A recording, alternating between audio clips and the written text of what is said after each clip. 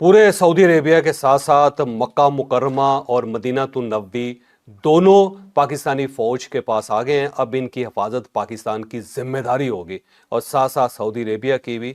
बहुत बड़ा मुआहदा Saudi Arabia और पाकिस्तान के दरमियान हुआ है और इस मुआहदे में से सिर्फ दो चीज़ें आपके सामने पेश कर रहा हूँ कि अगर पाकिस्तान के ऊपर हमला होता है तो सऊदी अरेबिया पाकिस्तान के साथ मिलकर लड़ेगा, और अगर सऊदी अरेबिया के ऊपर हमला होता है तो पाकिस्तान मुकम्मल तौर पे सऊदी अरेबिया को सपोर्ट करेगा। उस तरह का दोस्त नहीं रहने दिया है। तो पाकिस्तान की ताकत यहां से बढ़ती है कि एक तो सऊदी अरबिया से उसको पैसे मिल सकते हैं, उसका जो आर्थिक संकट है उसमें वो पैसे काम आएंगे। पैसों के लिए अब वो सिर्फ अमेरिका या बाकी मुल्कों के पास नहीं जाएगा। सबसे बड़ी खबर है और खास तौर पर हिंदुस्तान के लिए बहुत बड़ी खबर है वो ये कि सऊदी अरब और पाकिस्तान के बीच में एक डील हुई है और ये डिफेंस डील है।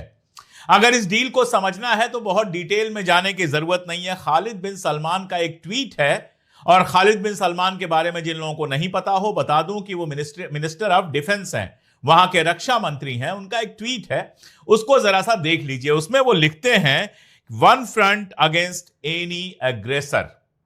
अगर कोई भी हम में से किसी एक पर हमला करता है तो दूसरा भी उसको अपना दुश्मन मानेगा। यानी अगर किसी ने सऊदी अरबिया के ऊपर आक्रमण किया, हमला किया, तो पाकिस्तान अपने आप जंग में शामिल हो जाएगा। पाकिस्तान सऊदी अरबिया की मदद करेगा, और ऐसे ही अगर पाकिस्तान पर किसी ने हमला किया तो सऊदी अरबिया उसकी मदद करेगा।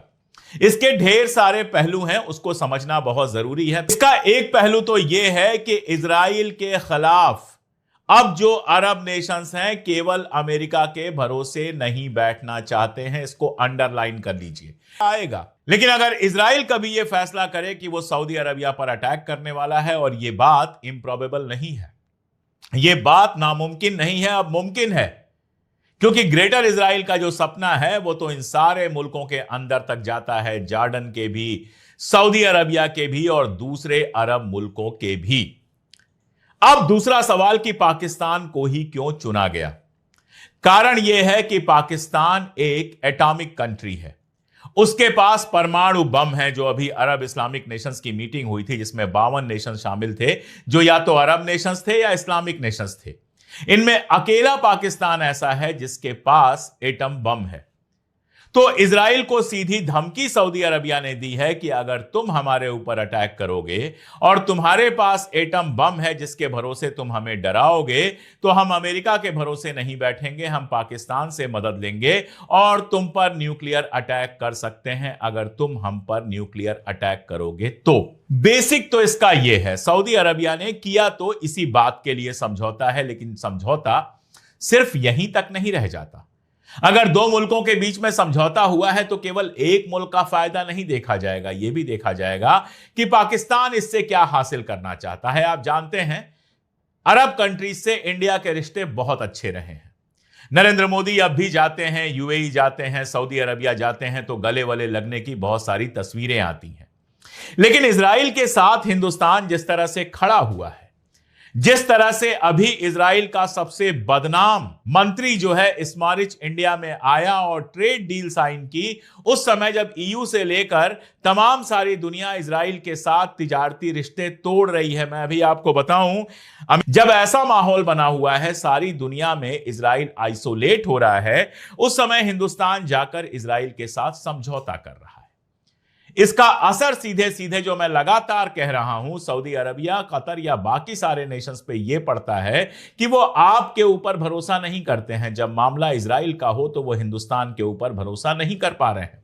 उनको यह भरोसा नहीं है कि इजराइल से अगर कोई जंग होती है, इजराइल अगर कोई हमला करता है तो हिंदुस्तान उनके साथ खड़ा होगा। इसलिए उन्होंने पाकिस्तान के साथ समझौता किया, और पाकिस्तान के साथ इस समझौते का मतलब बहुत साफ है कि अब अगर हिंदुस्तान और पाकिस्तान के बीच में कोई जंग होती है तो सऊदी अरबिया, जो अब तक दोनों को शांत कराने में, दोनों से बैलेंस कराने में, बराबरी की दोस्ती निभाने में लगा हुआ था, वो अब पाकिस्तान के साथ खड़ा होगा। यानी नरेंद्र मोदी जी ने इजराइल की मोहब्बत में खड़े खड़े एक ट्रेडिशनल दोस्त को, एक पुराने दोस्त को दुश्मन अगर ना भी बनाया है तो अब उस तरह का दोस्त नहीं रहने दिया है। तो पाकिस्तान की ताकत यहां से बढ़ती है कि एक तो सऊदी अरबिया से उसको पैसे मिल सकते हैं, उसका जो आर्थिक संकट है उसमें वो पैसे काम आएंगे। पैसों के लिए अब वो सिर्फ अमेरिका या बाकी मुल्कों के पास नहीं जाएगा, चाइना के पास केवल नहीं जाएगा, सऊदी अरबिया से भी अब उसको पैसे मिल सकते हैं।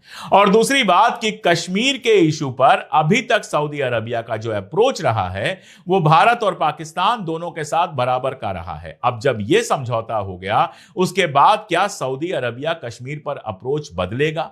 क्या भारत पाकिस्तान की कोई लड़ाई होगी तो सऊदी अरबिया पाकिस्तान के साथ वैसे ही खड़ा हो जाएगा जैसे टर्की या अजरबैजान जैसे मुल्क खड़े हुए थे? ये एक बड़ा सवाल है जो नरेंद्र मोदी सरकार के सामने होगा। भारत के जब विदेश प्रवक्ता से पूछा गया तो उन्होंने कहा कि हमें इसकी जानकारी है और हम सब पहलुओं पर विचार कर रहे हैं, लेकिन हकीकत यह है कि इजराइल के साथ खड़े होने का जो मैसेज जा रहा है, जो भारत से फर्जी अकाउंट चल रहे हैं, जो दिन रात स्टैंड विद इजराइल कर रहे हैं, उनके चलते हम एक के बाद एक अपना दोस्त खोते जा रहे हैं और यह बेहद खतरनाक है।